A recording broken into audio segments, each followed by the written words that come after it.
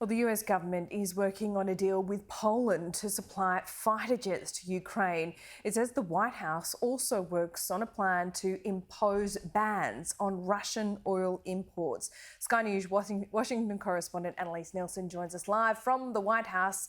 Annalise, first of all, how would this deal work?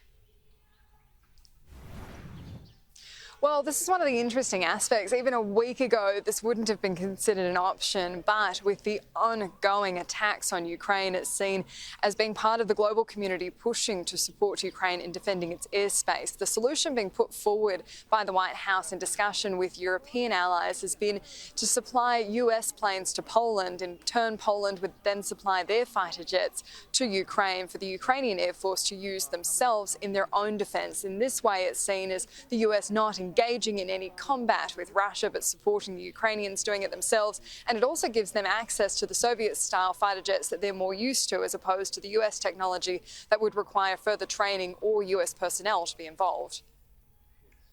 No, that gets a green light. In fact, we're talking with our Polish friends right now about what we might be able to do to backfill their needs if, in fact, they choose to provide these fighter jets to the Ukrainians. What can we do? How can we help to make sure that they get something to backfill the planes that they're handing over to the Ukrainians? We're in very active discussions with them about that.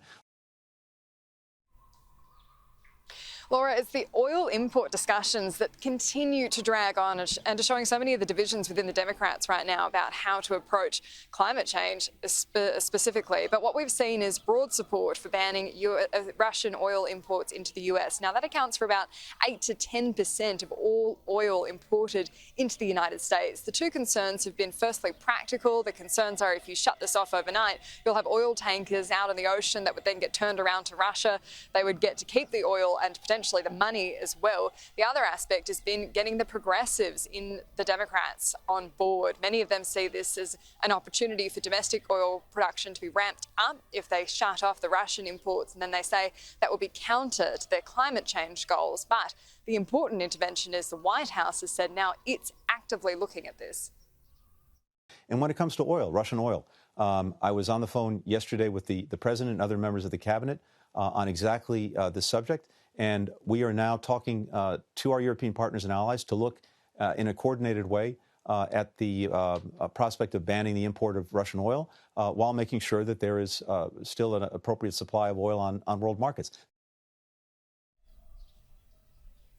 On average, a gallon of gas in the United States is $1 more than it was this time last year. This is having a real cost of living crunch and putting increasing pressure on the Biden administration to intervene.